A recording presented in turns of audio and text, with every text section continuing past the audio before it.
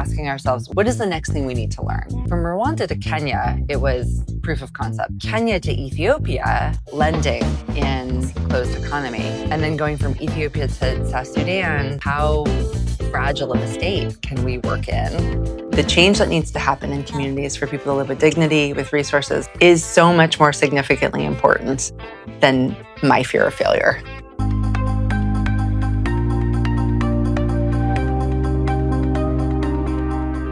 Welcome to Miller Center's Founders of Impact podcast. We are a spin-off series from our Line of Sight podcast. My name is Karen Rundy. Today, I am really excited that we've got someone I've actually been wanting to talk to for a while. We've got Sara Leedom, co-founder and COO of Inkomoko. Sara, welcome to the podcast. Yeah, thank you so much. I'm happy to be here and looking forward to the conversation. I am as well. So I'm just going to close this, but we have known Inkomoko for a while. Yeah. You actually first came through Miller Center, I want to say it was in 2018, through our Social Entrepreneurs at the Margins cohort. Exactly. And since then, I feel like we've just engaged with you and your team in all these amazing ways. And so I want to talk about that. And I want to talk about the journey with Inkomoko. Sure. But I also want to talk about you. Pleasure. Because Sarah's going through some really interesting sort of transitions right now in your life. So I want to get into all of that. Great. But first, if you could just tell us at a high level what your impact business is all about. So Inkomoko is a social enterprise. We work with entrepreneurs in Africa. We're in 5 countries. And what differentiates us from many other programs that support entrepreneurs to grow their businesses is that we work in a refugee context. So we work with displaced people, both refugees and internally displaced persons. And that was not our original intent. Our original intent was to work with entrepreneurs, just any entrepreneur who wanted to grow their business for improved livelihoods. But in 2016, we pivoted to start working with displaced persons. And then shortly after, that's when we met with Miller Center and joined the Entrepreneurs on the Margins program and really started to grow and scale the business from then. Yeah. So when you first joined us, you actually weren't even called Inkomoko. You were called, I think, the African Entrepreneur Collective. African Entrepreneur Collective, which is a mouthful. It's a mouthful, yeah. So for the longest time, that's how we identified you as. And I guess why the transition to Inkomoko, and what does Inkomoko stand for? Yeah. So African Entrepreneur Collective was the name of the U.S. nonprofit that we first founded. My co-founder, Julian, and I started the organization in 2012. When we first came to open up our operations in Rwanda, we wanted a brand that was a local recognized brand name. And so we actually purchased an existing entity called Inkomoko. So we did an acquisition of an existing brand. And so the Inkomoko name was there before we even came to Rwanda. Inkomoko is a Kenya-Rwanda word. It means the origin or the source. And a little bit of that notion of like we're walking the journey with entrepreneurs from the beginning. Over time, when we started to work with refugees, it took on a new meaning because it was really also a recognition of also where people were coming from. But we also wanted to be particularly committed to having an African name. So while we have a US registered entity, all of our operations are in Africa. All of our team is in Africa. All of our work is on the continent. And so really leaning into having a name that resonated in the communities that we were working in. Yeah. Oh my gosh, I have so many follow-up questions. So Inkomoko, you have just scaled by leaps and bounds, since I've known you. Like you said, you're in 5 countries. So it's Rwanda, Kenya, Ethiopia, South Sudan, and Chad. Exactly. Right? Yeah. I think Chad was the most recent place, right? Just this year in 2025. So, being just in Rwanda in and of itself and working with displaced communities, refugees, like young entrepreneurs trying to figure things out, like that in itself is a lot to do within a business. But how do you then scale that into these other countries that have very different cultural contexts? As a leader, how does that work for you? Yeah. When Julian and I started Inkomoko, we always knew that we wanted to have a big impact. So scale, while not necessarily baked into our operations, was always part of our desire. We knew from the very beginning that we wanted to be, to have a significant size impact on the continent. Rwanda's a tiny country. And so when we first started working in Rwanda, there were at that time 6 refugee camps that we were working in. I see. And we learned a lot of lessons about working in those camps. But we had to ask ourselves very honestly, like, is this a fluke or is this something that is replicable? I see. And the population of refugees that are in Rwanda, they're Burundian and Congolese. And it's a small country, so easy in terms of operations, not very complicated in terms of diversity of clients. And so it was like, okay, is this something that we can take someplace else? So Kenya, as a neighbor, was a reasonable next place to go to.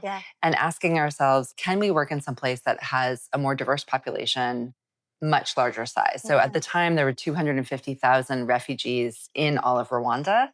That was the same size as the Kakuma refugee camp in Kenya. Wow. But all consolidated in one Consolidated, place. So we expanded, and we've done so subsequently.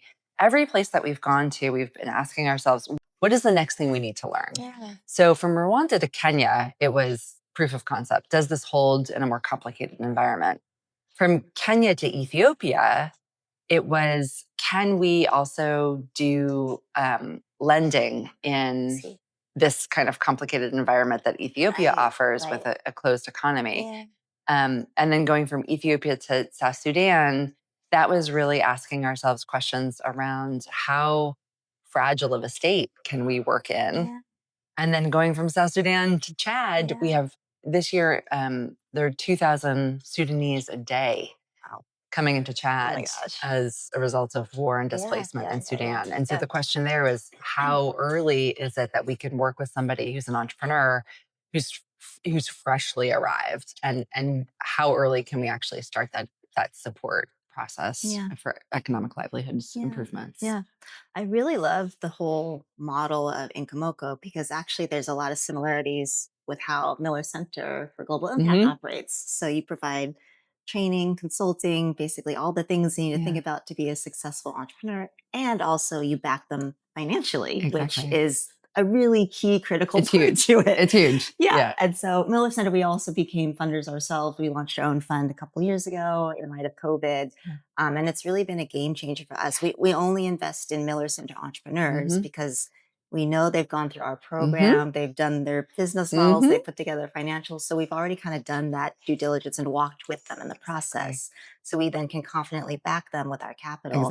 And I just think that's kind of the model that Inkomoko follows by, right? Yeah. And was that always the case when you and your co-founder first set out to build Inkomoko? It was. We know that capital unlocks a lot of possibilities. We're not a capital first organization. So a lot of times we would talk to entrepreneurs and we would say, okay, what do you need? And they would say money. Yes, we all, you've heard this 1,000 times over. Everybody needs money. But then you would say, okay, well, what are you going to use it for? Or how will this actually allow your business to grow? People weren't entirely sure where to actually place the money to really leverage growth. It would be like, oh, I'm going to buy, this, that, or the other thing. But if it wasn't really connected to actual growth, then you end up having somebody who's taking on debts, but not really going to have the right yield as a result of that investment. So we really wanted to make sure that businesses were running well. So it's similar to Miller Center, running well, already in a good, they don't have to be profitable, but like moving in the right direction so that infusion of capital won't then kind of weigh down the business, but it'll actually really allow them to do more.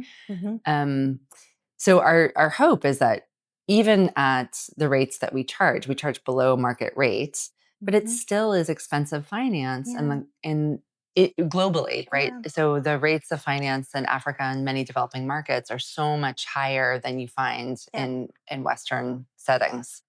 So even with finance that we're providing that's affordable compared to the market rates, it still is expensive finance if somebody is running a challenged business. So our first step is ideally help somebody run a business enough where they can generate free cash flow to reinvest that back into the business for their own growth. But of course, people need resources at the right time and for the right reason. And correct me if this is right. So you'll reinvest. You'll invest multiple times in the same entrepreneur. Like there's no limit to how much a person can come back to Inkomoko. No. So we're technically a microfinance institution. Yeah. Depending on which country that we're in, we're either regulated by the central bank or not, depending on the local environment. But we do direct loans, and we also do Sharia compliant investments.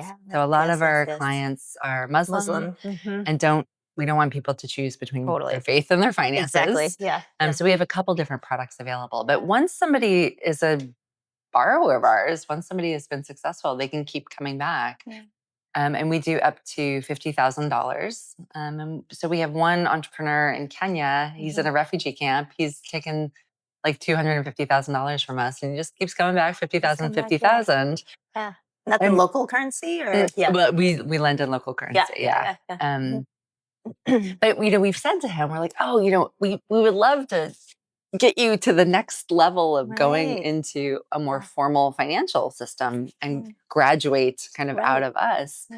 And he's like, why? Yeah, he's like, you guys have better rates than everybody else.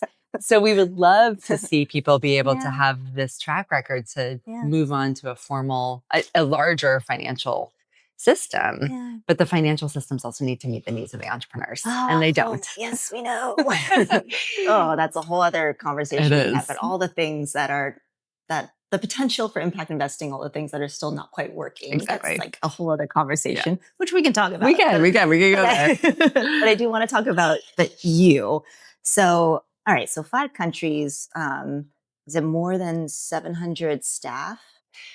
We have almost 800 staff. Almost 800 staff. In 40 offices in 5 countries. Okay. So what does that look like? So when you first started out as a startup founder, just in Rwanda, and now scaling to 5 countries with, hundreds of employees. How has your leadership style evolved to accommodate such expansive HR growth? Oh, where do we even start with this? I'm sure you could write a book about the whole journey. When we first opened the organization, we had about 4 staff. We had a tiny office above a Chinese grocery store in Kigali. We had like 1 conference table, and we still actually have like this old gray conference table. It's like split in half, and we like nailed it back together. I love it. But we would have just this open office space because we couldn't really afford walls. Like we just were like, we're going to have this one office space. And that set our culture. It set the culture in terms of openness, in terms of collaboration, in terms of that vibe. And I think even though the organization has grown in ways that I would not have imagined from the beginning, part of what we codified at the beginning were our values and our culture. And that has been something that's been critically important for us as an organization as we grow. We now have 800 staff. I still don't have my own office. I still work at an open table. We still make group decisions, not with all 800 people voting on things, but we have a very sort of collaborative approach. I think the things that I miss about not having a small team is really getting to know people in depth. And it's just not possible really to like know everybody at that level. But we have made a real intentional effort that the culture and the values can continue to stay. So we do something called a happiness audit. And we do this twice a year, and we interview 100% of the staff. And it's not a form. It's not like, oh, here, fill out these 3 questions. It's a conversation because we want the human element to be a part of everything that we do. That's very cool. And we say, how do you feel about your position? How do you feel about the organization? And what's something I can do to make you happier? And it's a 20-minute conversation. And we write all those things down. We anonymize, and we share the list so that we've got openness and transparency across 800 staff people in the organization. And then we spend 6 months trying to fix those pain points and time wasters until we do it again 6 months later. So people say like, oh, you can't how are you going to scale this happiness audit? You could do it when you had 45 people, but now that you have 800 people, you just do it. You just continue to say, what are the hallmarks of the culture that are non-negotiable, and figure out a way to keep doing that. But we're still trying to find ways that we can have that cohesion of a team across locations. I have personally felt that team culture that you very intentionally have built, because I've visited the team in Rwanda and also Kenya now, and I actually got to go to one of your kind of parties, goat parties, the goat party this summer, but you could I walked into that I guess it was a bar restaurant situation. It was beautiful. It was a bar. It was a bar. We go to bars. It was a bar. Yeah, it was a bar. All right, it was a bar. There's two drinks. But what was great is I immediately walked in and everybody was happy. Everybody was talking to each other, having a good time. And then we had 3 of our Miller Center students, 3 of our fellows working with Inkomoko that summer. So they were there. And right away when I saw the students, they were like, this is amazing. Everyone's so kind. And you can just feel that energy. Yeah. And I was watching you and I was watching Julie, and the whole night, you all were so intentional about talking to everybody and being so inclusive. And sure, maybe you didn't know everybody, but it didn't come across that way at all. Yeah. And what I loved is there was a piñata. I don't know how to talk about this. A goat piñata, a goat piñata. and I just loved how Julian was encouraging everybody to hit this piñata. And it was just such a great culture. And I felt that so strongly that evening. Thanks. Yeah. No, I appreciate those reflections. And, there's so many accelerators and business development support programs across the continent, or across the world. And in some ways, it's the same. It's a little same thing, right? It's the training, the consulting, access to finance, whether you're providing it for yourself or you're doing matchmaking. Yeah.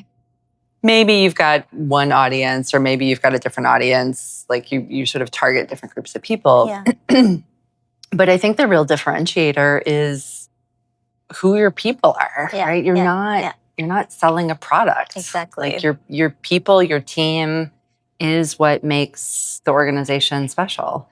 Yeah. And our team works really hard. Yeah, I can tell. One of the things that we didn't anticipate when we first started working with displaced persons was that so often somebody would say, well, how can I trust you with my business if you don't know my story? And so people would share their personal stories of, being a lost boy of Sudan and walking, or leaving their family behind, or not knowing where their husband was. People would tell their stories to our staff, and there was secondary trauma. Yeah. Right? Our staff were, oh, I'm here to teach you accounting, and now they're in a position where they're interacting with somebody of really making this heartfelt connection, and wanting to make sure that we never lose sight of why we're doing this work. Exactly. And it's because that person is looking for a better life, and we are there to support that person's journey. Exactly. And I think it can be really easy to go into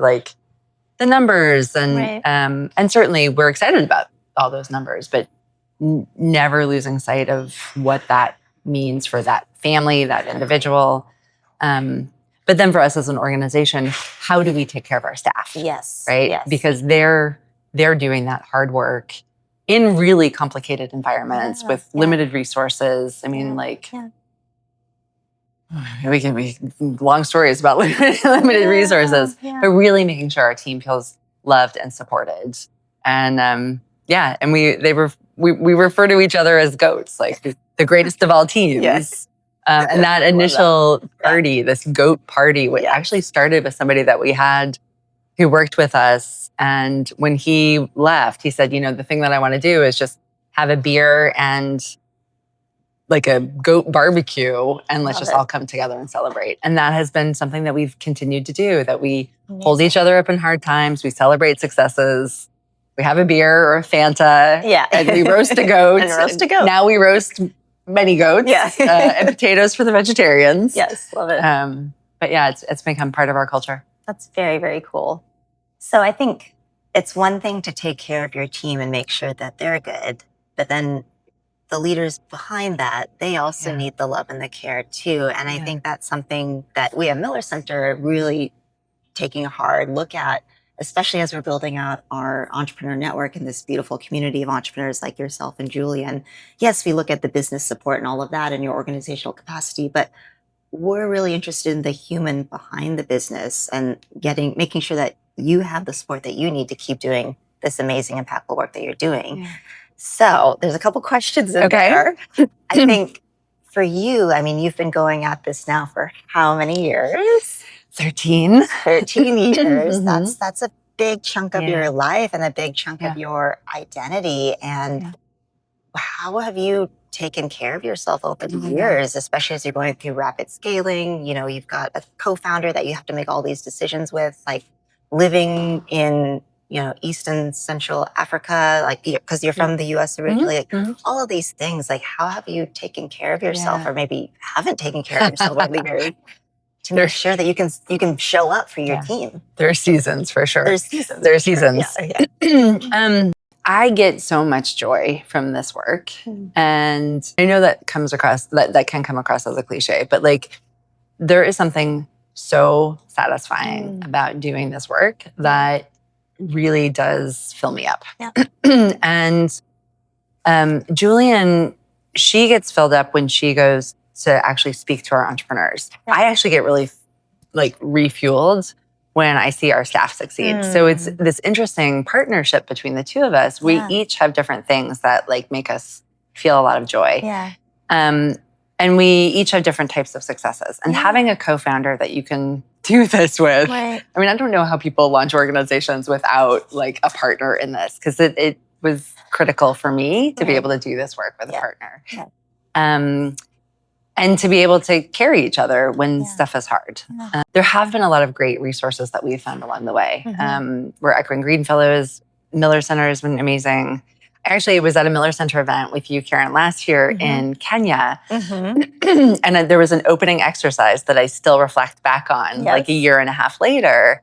And one of the facilitators said, "Take a breath." And we all went, and she said, "No." And sometimes when you take a breath, there's two parts of the breath. There's the release and there's the inhale. Like take a breath could be,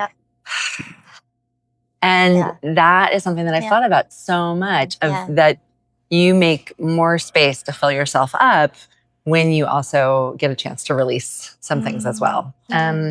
So walking this entrepreneurship journey with other people who are saying, you know, we're going to sit and take 5 minutes to talk about your breathing.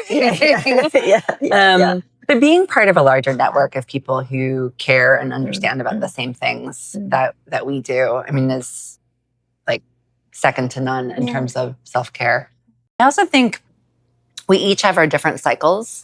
You know, I am somebody who will sort of is on like a quarterly cycle, right? Like I'll work really hard on something and then I'll like need to crash out for some people have a daily cycle, a weekly cycle.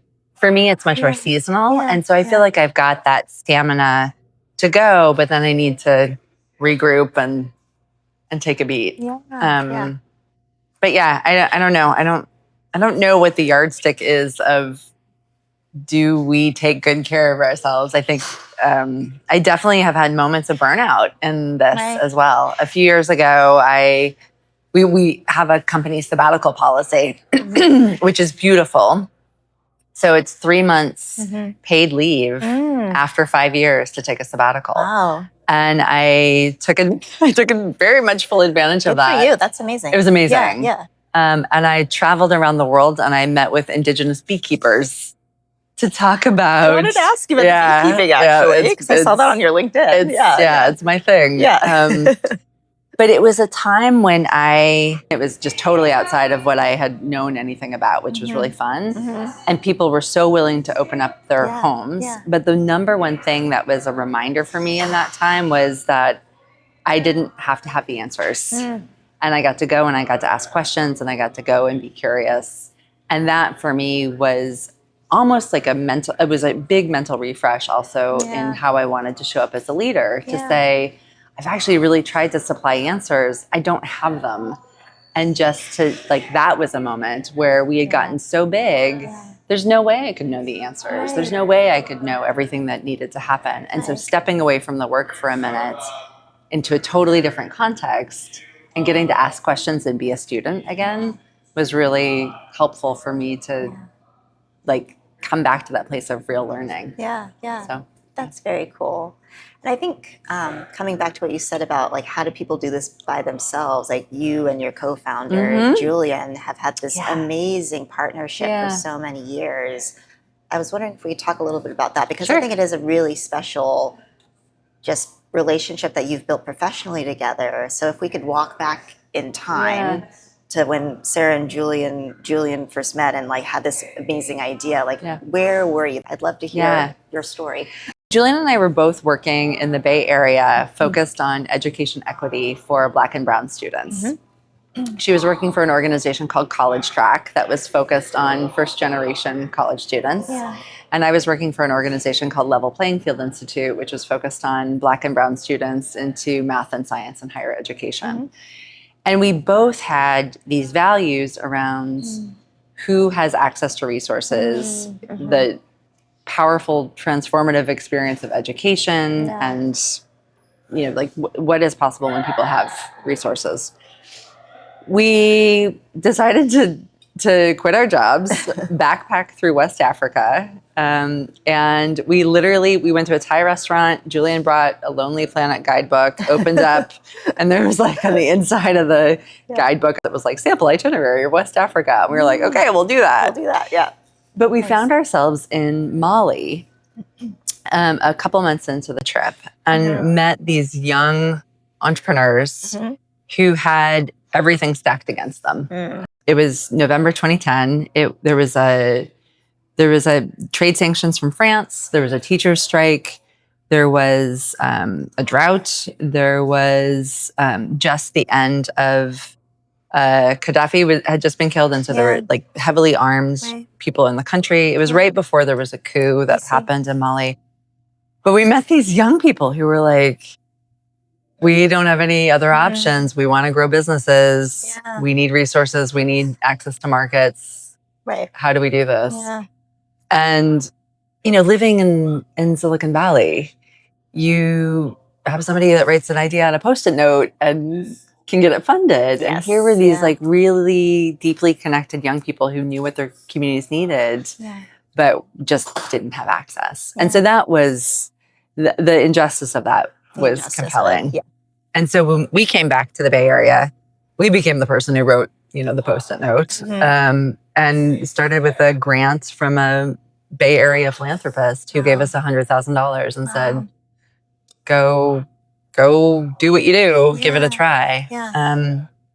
So that's where we started from.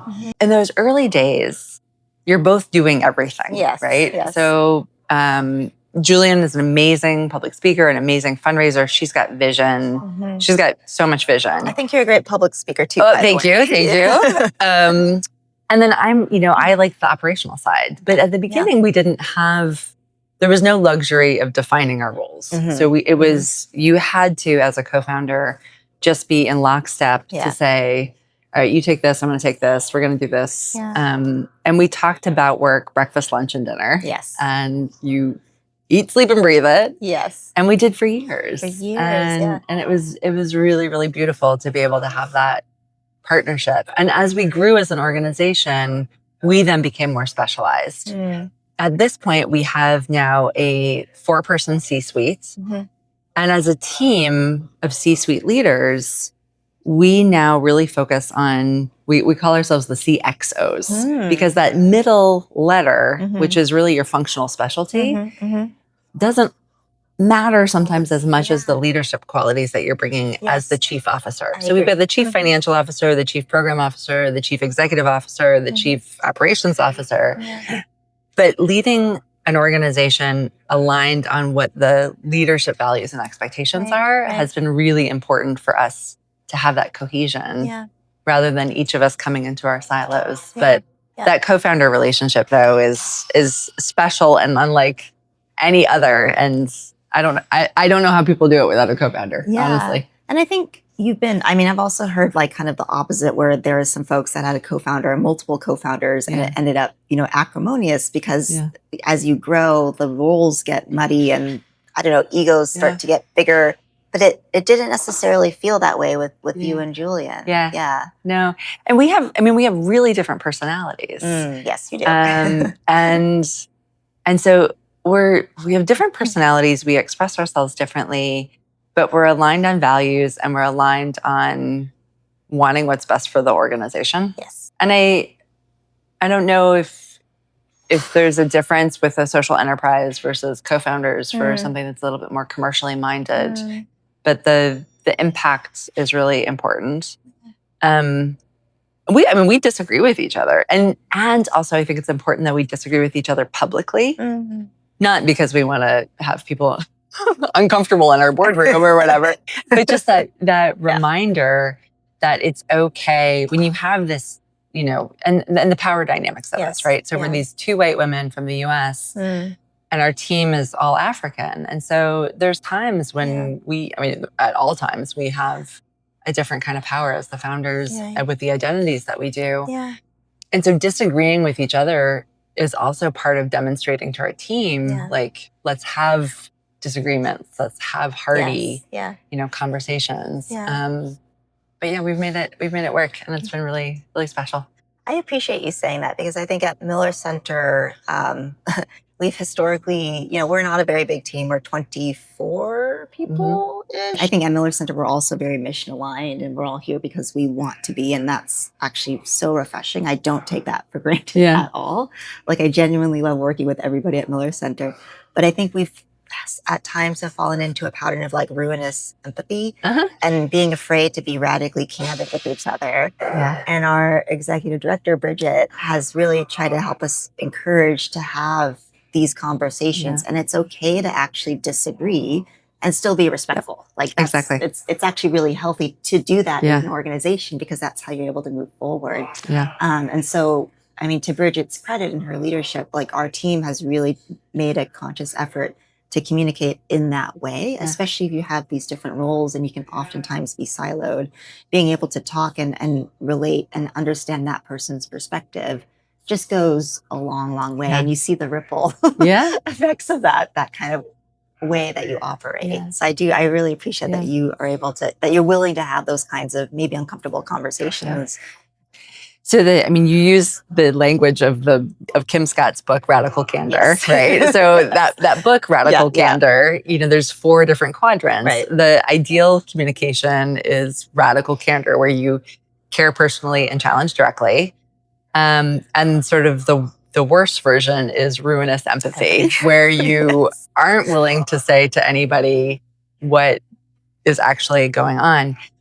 The second best, right? So radical candor is the ideal. The second best is obnoxious aggression. I think right? Which sounds so crazy. But the willingness to even say something, even if it stings, for the purpose of growth. And that is something that we really have built into our, not the stinging part, but that belief of like, we have always got to improve. We always have to grow. And we're gonna commit to that. And that has been really part of our organization. So all of our new managers and directors, when people come on, they get a copy of Kim Scott's Radical Candor. Nice. We did an interview with her. We did a podcast with her where we interviewed her as well. And she did a Q&A session with our whole team just to continue to reinforce radical candor, radical candor. I mean, you can go into a refugee camp on the Somali border with Ethiopia and talk to an Inkomoko staff and introduce the concept of radical candor. And they would be like, oh yeah, we know this. Amazing. Right? Because it is so imparted into our team of like, very cool. We have to talk about these things. Very cool. I really love that you guys do that. Yeah, it's great. It's great. It's great.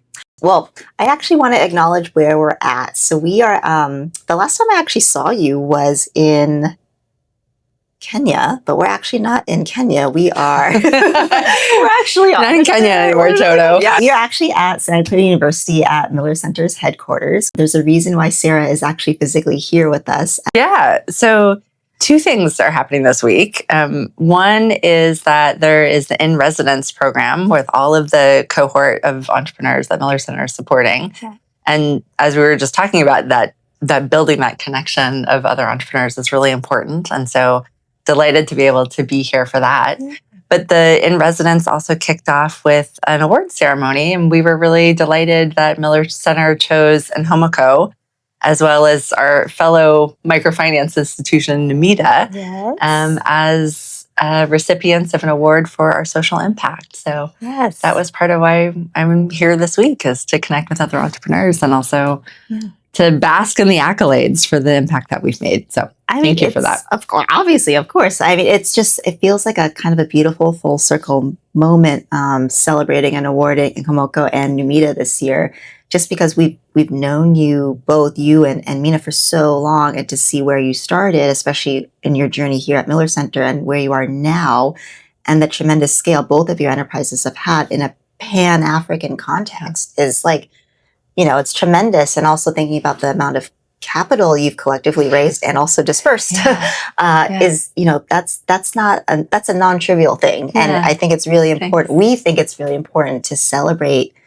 these milestones for enterprises. And so this year it was our honor to award Inkomoko and Numita. And I just look up to you and Mina so much, and you're just beautiful people all around. So, and like selfishly, it's just nice to have them here. So, so that's why we're here. That's the context. But I do want to get a little bit more into you, Sarah, if you're okay with that. Sure. And we were talking about this earlier, but it's interesting talking about how Miller Center builds our entrepreneur network, and we talk about the different ways we want to continue to support the people in the network. And many of these entrepreneurs like yourself, they've been at it, for more than 10 years, building their businesses, blood, sweat, and tears, like all of it, your personal, your professional life, it's all in there. And we've noticed sort of now some entrepreneurs at a certain kind of season of their life where they're kind of taking a step back and thinking, okay, now what do I do? Like, I've done all this stuff, and maybe I'm feeling a little bit burned out, or maybe I'm just ready for what's next after building up this tremendous impact. I feel like you are very much in the midst of that season. And I think a lot of entrepreneurs could really value hearing your story and where you're at right now and in your journey. And if you're okay sharing a little bit, that would be amazing. Yeah, no, thanks. Inkomoko is in a phenomenal place. And this year we were really lucky to be audacious winners. We raised a lot of money from that. We've had incredible growth. For the past years, we've doubled the number of staff, doubled the number of clients. It's been amazing. And we've been really, really fortunate to have great partners that have helped us grow. This year, we sat down and started to do an org restructure because we knew we needed additional leadership as we grow. And we're also sort of shifting our model from being from being functionally focused to geographically focused. So we were in the midst of these changes that are the right things to allow the organization to scale going forward. And it was really a moment for me to take stock and say, what can I contribute and what will fuel me in this next phase of what's happening for the organization? And I've never founded an organization before. I've never worked at an organization for 13 years before, right? So there's so many things that have been special about my experience just running and growing this social enterprise. But taking this look at saying like, okay, I've been doing this for 13, 14 years.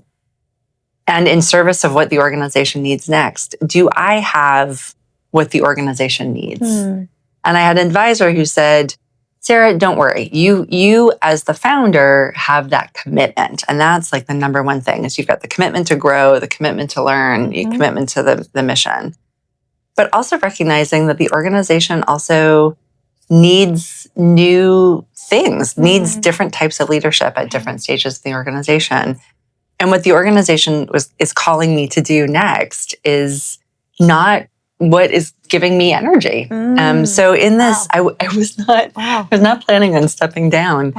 But in the conversations that we had as a leadership team, it really became clear for me that this was the right time for us to have additional leadership coming into the organization. So I let the board know after a very soul-searching weekend with some girlfriends. Let the board know that I'd be stepping down. Gave sort of a 6-month window of stepping away, and we've taken this time to communicate with our colleagues, communicate with our donors and partners, to look at hiring the next COO, and to also, for me personally, to take this time to just kind of have the mental space and the emotional space to try to let go and to come down from this journey. So it's been a pretty sacred, seems like a little bit of a silly word to use, not at all. But it's been a big emotional journey to like learn to release, especially since so many of our identities are connected to our work as founders. And so taking this time as I transition to also think about like, who is Sara without Inkomoko? And what do I want to be in this next phase? And it's exciting and also hard. Hard work to say like, okay, I'm making this transition. Imagine. Yeah, because I mean that Inkomoko is was like your baby. You've put so much of your time and your energy into giving this beautiful thing life, and now it's this own amazing thing that's standing on its own. Just like being able to have that humility to realize like maybe it is time for me. This is something I put so much of my time in, but I think it is time for me to take a step back and bring other people who can carry it forward and carry the mission forward. I think that is lovely, and also acknowledging that it is hard, because I think a lot of our entrepreneurs here, their identity, like you said, is so wound and woven into their business. And so how do you unweave your identity from something that's been so much a part of your life? And I guess what would be as you're going through this process, what would be your advice to our other entrepreneurs who are kind of grappling with this stage in their lives right now, when they're starting to think about, okay, maybe it might be time for me? I have been sort of toying with this idea of when is it the right time for me to leave for a while. And the first person I told when I decided was my co-founder, of course, right? So I came to Julian and I said, okay, I've made a decision. And we just hugged each other and cried. And it was really heartfelt. And her response to me was beautiful. She's like, this is so bittersweet. She's like, it's bitter because this is the end of an era and you're leaving. And she's like, and it's so sweet because you are passionate about other things and you want to do other things and you've got other interests. And it's so sweet that you're going to be able to follow these other choices. And that is the phrase that I just keep holding every day of like, this is bittersweet. It is bittersweet. And some days it is more bitter and some days it is more sweet. And I think when somebody is trying to decide when to leave, there's never going to, I mean, hopefully people leave when it is sweet or bittersweet, right? Like, let's not leave when it's bitter. Right. So, leave before the bitter. Yes. I mean, for me, it was like, I'm so proud of the organization and I'm so delighted of where it is. Like, I feel gratitude for this journey. And I also, again, to this co-founder notion as well, it's really special to me that even though I'm stepping away, that the comfort that our staff feels, that the comfort that our donors and our partners feel, that we also have our founding CEO who is still able to take this, allows for this transition. So I think making sure if you leave, you've got, leave when it's sweet, leave when you can do a really graceful transition to make sure that there's stability for the organization and for your staff and for your partners. I'm also transitioning to the board. I've been a board member and I will stay a board member. And that also for me is a way that I'm excited to continue to stay involved. I think I'm going to have to like really do a mindset shift to be like, okay, I'm a board and not a doer, especially coming from an operations perspective. But there's no magic sauce of when to leave. But it has been more of a profound journey thinking about who do I want to be in the world and what's next than I had imagined. I mean, I've left organizations before and you go from one job to another job, and people who start and grow social enterprises they're smart, they're engaged, they have connections. I mean, like, we know how to do this from like a career perspective, but it was the internal like, okay, I'm gonna release a grip on this. That was really the process. Yeah, I think, well, for one, I really appreciate the way that the graceful transition, like it's not a surprise. Like you told a lot of people in your network kind of early on that this is the plan and this is the process. So I think the whole way that you've done that transition, you and the team, has been very intentional and graceful. And I think that's something like any entrepreneur can learn from, like that process in itself. And also, I think taking the time to do, like you said, the internal work. And so you and I have been just texting on WhatsApp over the summer. And, you were traveling, you went to Ghana, you went to Egypt. And so Sarah sent me this beautiful photo of yourself in Egypt. It was gorgeous. Like she sent it, I don't know if you were like on the beach or something, but you literally, you were like glowing. And it was like very apparent to me that like it just felt like you were doing this. It was like, it felt so right. And so I wanted to acknowledge that because I'm sure it feels like scary as hell, but also it's like, I think it's going to be okay for you. Yeah. I really do. Yeah. Like it's all good things. Yeah. It's going to be okay for everybody. Yeah. I have a coach and he said to me, I was like, okay, like, what should I do next? I know I need to sleep, but I'm also type A enough that I'm going to want to like figure out my next thing. And he was like, Sarah, he's like, imagine yourself like you've climbed this mountain. You're at the top of this mountain. You could go from mountaintop to mountaintop. You could jump, right? You could be that goat, right? That jumps from mountaintop to mountaintop. He's like, but you're going to learn so many lessons if you allow yourself to come down that mountain, be in the valley, rest, and then decide which mountain you want to climb next. That's beautiful. And I feel, he said this and I was like, yeah, sure. Whatever. I'm still going to jump to a mountain. And I've allowed myself to start to come down. Yeah. And it's been really special and sweet just to sort of reconnect with who I am. Like, who is Sarah outside of work? Like, I haven't paid attention to that for a long time. Right. And also just creating more space in my life to have conversations with people and have, like, I'm going to do a farewell tour and go to all of our offices and just start to feel like this moment of really reflecting and embracing with a lot of gratitude around this journey. Oh.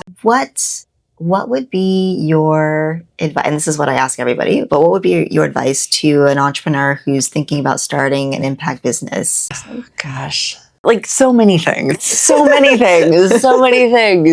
I think never lose a sense of wonder along the way. I love it. And I think this is also part of what I'm coming to right now as I'm like getting to reflect and delight on the things that I've done or that the organization has done and I've got to be a part of. But like, there are just miracles that happen along the way. Yes. And there are plenty of hard times when you're not making payroll. We certainly have had times when we've not made payroll. Or times when things were like unclear at the beginning and we were pivoting. But there was always a moment when there was something that was really special.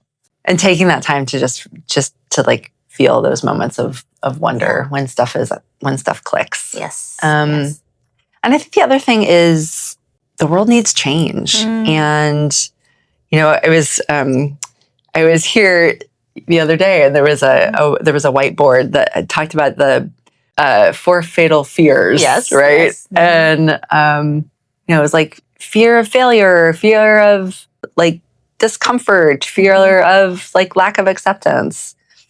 And when I looked at that, I had a strong reaction to it because part of the reason why we do this work is because the people that we work with and the communities that we serve are facing such challenges that pale in comparison to my fear of rejection, that pale in comparison to my fear of failure, that the change that needs to happen in communities for people to live with dignity, with resources, for children to be safe, for families to be together, the reality of what the world needs to see is so much more significantly important than my fear of failure. And so getting emboldened to do this work because you are so focused on not your solution, not your success, not your ego, but so focused on what needs to change in the world for people to live with dignity and everything that our communities deserve. Yeah. Like, let that be your guide to overcome that crappy meeting with a funder, that obnoxious call with a board member, right? Like the frustrating, drama with a staff person. Like, let the work be the thing that gets you up every day, and don't ever lose sight of that. Yeah. Yeah. So just that little piece of advice to anybody out there starting an entrepreneur business. But no, I think it's so relevant. It's like never losing sight of that purpose and your purpose. And that just goes a long way. And that carries you through like the humdrum and dealing with, whatever crap you have to deal with. But like really being clear what that North Star purpose is for you certainly is what drives me. So I get it. I totally get that. Yeah. And it makes all that work worth it. So another question for you, what books or podcasts would you recommend, or are you reading? Oh, gosh. So my undergraduate degree was in African literature. So the first time I really got connected with the continent was through the words of African authors talking about their own experiences. And so Chimamanda has a new book out right now that I'm excited to read. Yeah. There's also a book about the Sudan Civil War that is on my list. I'm not a huge podcast person, which is sort of ironic that we're having this conversation today. I love fiction, and honestly, my favorite book recently is Covenant of Water. Oh, okay. It's amazing. All right, it's amazing. Me. I need to read it. Okay. But one of my other favorite books right now is also called Homegoing. Okay. And it's a multi-generational story of these two sisters who were separated in the slave trade in West Africa. Wow. So yeah, I'm a fiction person. Is there anything else you want to share with our viewers that we haven't covered in this conversation? Just sort of reflecting back on the relationship that we've had with Miller Center over the years. As we've grown as an organization, Miller Center has also grown and changed. And we've started off as part of an accelerator. Then we had fellows.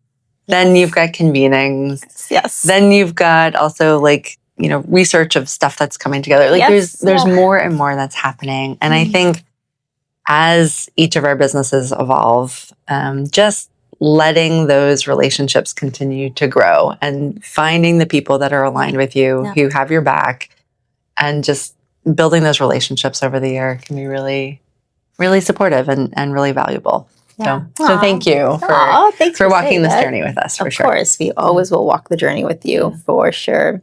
All right, well, if folks want to reach out and get to know you or learn more about the work that you're doing with Inkomoko or with bees, for example, what are all the handles? Where can they reach out? Yeah, so Inkomoko.com is a great place to find out what we're up to for our work. We are hiring a bunch of positions, so always want to send people to our website.